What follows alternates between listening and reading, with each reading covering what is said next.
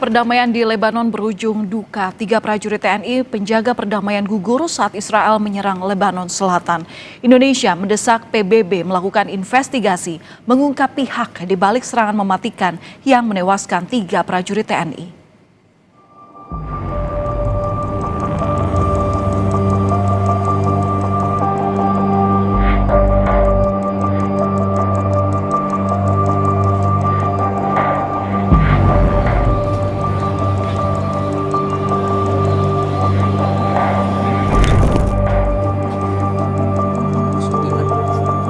Suasana duka masih terasa di rumah Praika Farizal Ramadan, prajurit TNI yang gugur di Lebanon Selatan.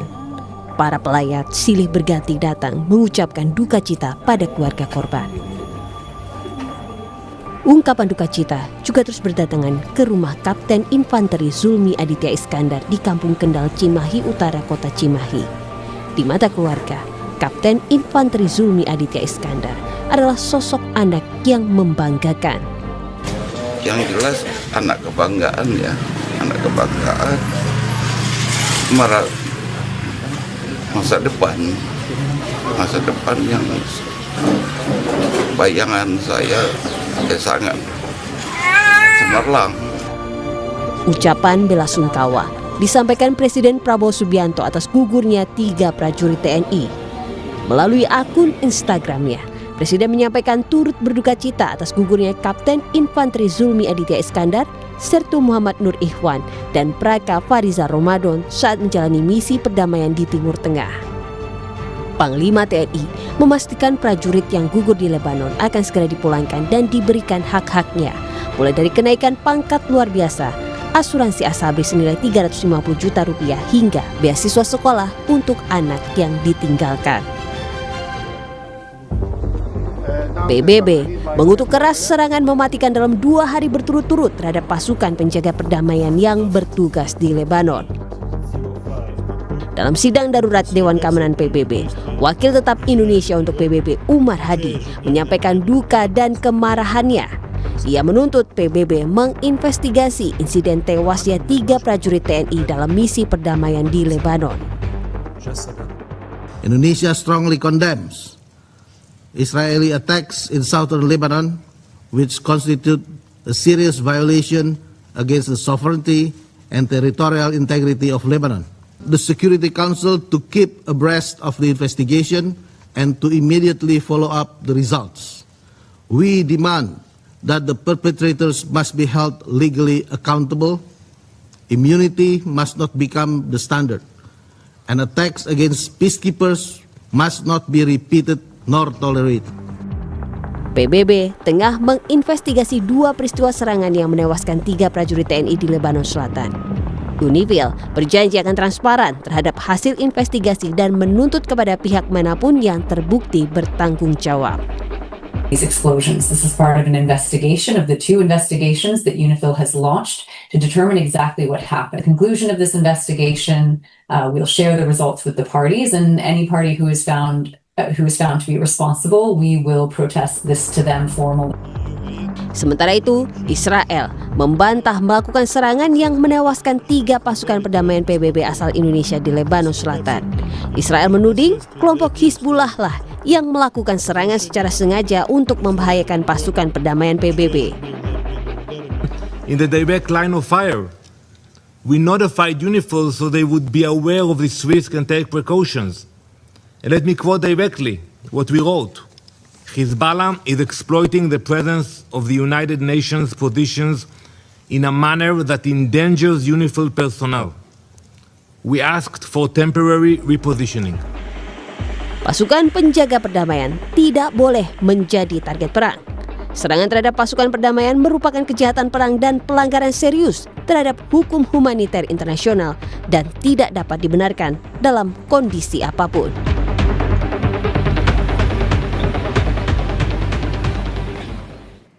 Saudara, Indonesia mendesak PBB melakukan investigasi untuk mengungkap pihak di balik serangan mematikan yang menewaskan 3 prajurit TNI. Dan untuk membahasnya sudah bersama kami Aisyah Kusuma Sumantri, peneliti senior Indo-Pacific Strategic Intelligence. Selamat malam Bu Aisyah, apa kabar? Selamat malam Mbak Vanen. Ya. Kabar baik. Kabar baik, puji Tuhan.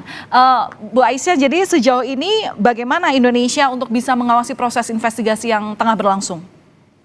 Ya, jadi proses investigasi ini kan harus melalui sebenarnya Dewan Keamanan PBB. Dan walaupun sebenarnya tidak selalu duduk di Dewan Keamanan, Indonesia ini sebenarnya tetap bisa mengawal ya melalui tekanan diplomatik dan diplomasi dan legitimasi moral kita sebagai kontribusi dan kontributor utama peacekeeping. Nah, sekarang Indonesia ini punya leverage yang cukup kuat sebagai kontributor besar pasukan. Dan selama beberapa tahun ini kan terlihat 2025 sampai 2026 Indonesia kan ini menempati pasukan urutan kelima ya, kontributor terbanyak di dalam PKO. Dan kita lihat di sini bahwa Indonesia juga kemudian memiliki peranan aktif, diantaranya kan selain di UNIFIL ini juga ada di MONUSCO, lalu kemudian ada MINUSCA, dan kemudian ada UNIMIS. Dan kita lihat sebenarnya ini bisa dilakukan melalui misalnya closed door diplomacy dan informal briefing. Nah, tetapi kita lihat di sini ada beberapa hak Indonesia sebagai negara pengirim sebenarnya. Yang pertama adalah melakukan full investigasi ya. Ini termasuk diantaranya adalah meminta transparansi hasil atau fact finding mission dan melalui laporan resmi PBB. Nah, selain itu juga sebenarnya Indonesia bisa juga nih Mbak menuntut pihak pelaku untuk bertanggung jawab dan dikenakan konsekuensi internasional, apakah melalui sanksi, apakah melalui embargo. Nah, dari sini sebenarnya kita lihat bahwa kita masih bergantung ya dengan mekanisme resmi dari PBB. Tetapi permasalahannya memang karena sanksinya ini harus melalui DKPBB, ini ada beberapa potensi-potensi. Di antaranya adalah berpotensi dikenai hak veto oleh salah satu negara. Jadi sebenarnya untuk pemutusan ya, keputusan untuk hukuman ini sebenarnya sulit, tetapi sebenarnya bukannya tidak mungkin. Dan kemudian bisa juga sebenarnya ini melalui naming and shaming juga untuk tekanan internasional dan delegitimasi pelaku. Nah, ketika ini disetujui, maka kemudian ini bisa mendapatkan targeted sanction dan pembatasan perjalanan atau misalnya aset dan dagang. Nah, selain itu saya kira di sini kalau misalnya pelaku dikenakan konsekuensi dan internasional, nah Indonesia juga sebenarnya bisa juga selain itu meningkatkan sebenarnya perlindungan dan update untuk rule of engagement. Karena di sini kita lihat bahwa sudah ada nih perubahan-perubahan yang terjadi di Lebanon yang tadinya sebenarnya ini kan berdasarkan mandat 425 ya dan 426 di tahun 78 sorry, yang akhirnya kemudian diupdate jadi mandat tahun 2006 yang sebenarnya fungsinya ini di sini UNIFIL ini hanya memonitoring ceasefire, membantu misalnya Lebanon Force ya ditempatkan di selatan, tapi sekarang ternyata kenyataannya ini sudah berubah. Tapi kalau misalnya nih ada desakan dari masyarakat untuk menarik mundur pasukan dari Lebanon, nah apakah keputusan ini juga tepat dilakukan oleh pemerintah untuk dalam proses investigasi yang sebenarnya saat ini masih berlangsung? Ya, saya rasa benar. Indonesia ini tidak bisa merubah mandat secara sepihak karena memang tadi ya yang namanya mandat itu berubahnya itu harus via DKPBB. Tetapi Indonesia sebenarnya di sini punya sovereign right atau menarik pasukan jika resikonya dianggap tidak bisa diterima. Karena sebagai penyumbang pasukan sebenarnya Indonesia itu tidak hanya berkontribusi tetapi juga berhak menuntut perlindungan dan akuntabilitas dari PBB itu sendiri. Nah, sekarang kita lihat bahwa sebenarnya kan ada mitigasi-mitigasi yang bisa dilakukan oleh Indonesia ke depannya. Di antaranya adalah sebenarnya mengangkat misalnya perlindungan peacekeeper sebagai isu global ya, dengan memperkuat posisi di PBB. Misalnya Republik Indonesia ini kan akan jadi ketua Dewan HAM PBB ya nanti di tahun 2026 ini di pertengahan. Kita lihat juga sebenarnya sekarang kita harus melihat juga environment-nya. Karena sekarang tadinya ini kan kita hanya sebagai sebenarnya penjaga tadi ya monitoring ceasefire, terus membantu LAF ditempatkan di selatan, memastikan tidak ada milisi yang bersenjata, lalu kemudian mendukung bantuan kemanusiaan serta penghubung antara Lebanon dan Israel. Tapi kita lihat bahwa mandat ini kan mengasumsikan kalau wilayah Lebanon Selatan ini bisa jadi buffer zone yang stabil. Nah, kenyataannya apa? Ada militarisasi yang tetap berlanjut dan kontrol negara ini jadi terbatas di sana. Jadi sekarang ini adalah kondisi di mana sebenarnya pasukan UNIFIL ini dikirim untuk post conflict stabilization. Nah, sekarang yang dihadapi oleh pasukan UNIFIL Indonesia di sana itu adalah active conflict environment. Jadi tidak ada asumsi dasar peacekeeping lagi di sana ya. Jadi ada batasan-batasan mandat, di antaranya adalah kita melihat bahwa di sini yang tadinya gencatan senjata dan konsen tiap pihak kenyataannya menjadi eskalasi militer terus. Tapi ada konsekuensi bagi kita nggak kalau misalnya kita menarik ke pasukan kembali ke Indonesia, Bu Aisyah? Saya rasa memang yang namanya penarikan pasukan itu bisa dilakukan secara possible ya. Tetapi memang ini harus dilakukan secara bertahap. Karena yang kita tahu bahwa sebenarnya di wilayah selatan ini tetap membutuhkan sebenarnya peacekeeping operations. Tetapi tadi ya harus ada update-update dari mandatnya gitu. Karena kita lihat sekarang ada gap atau misalnya kebutuhan di antara, diskrepansi ya di antara kemudian mandat yang berlaku dengan kemudian keadaan yang ada gitu. Jadi sebenarnya kita lihat di sini ada beberapa opsi yang bisa dilakukan. Yang pertama itu ada adaptasi mandat untuk force protection misalnya. Karena sekarang kita lihat bahwa karakteristik perangnya sudah berubah. Tadinya perang tradisional ya di tahun 2006 itu, lalu kemudian kita lihat sekarang jadi perang yang melibatkan drone, lalu kemudian melibatkan senjata-senjata modern gitu ya.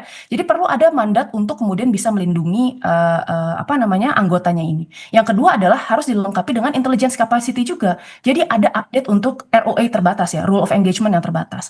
Nah, opsi kedua ini adalah sebenarnya mungkin mengurangi ekspektasi stabilisasi penuh. Nah, dan kita bisa ini melakukan penarikan sedikit demi sedikit, di mana sebenarnya ada proses-proses de-escalation mechanism ya, dan kemudian bagaimana memperbaiki relation communication dari Israel dan Lebanon. Yang ketiga, ini apabila mismatch-nya terlalu besar di antara gap peraturan dan kemudian kebutuhan, ini sebenarnya bisa dilakukan penarikan secara bertahap tadi ya. Nah, saya kira sekarang sudah sampai ke opsi ketiga ya, bahwa sekarang sudah terjadi serangan-serangan ini, sehingga sebenarnya meskipun tetap ada kebutuhan, saya kira perlu ada penyesuaian mandat melalui DKPBB.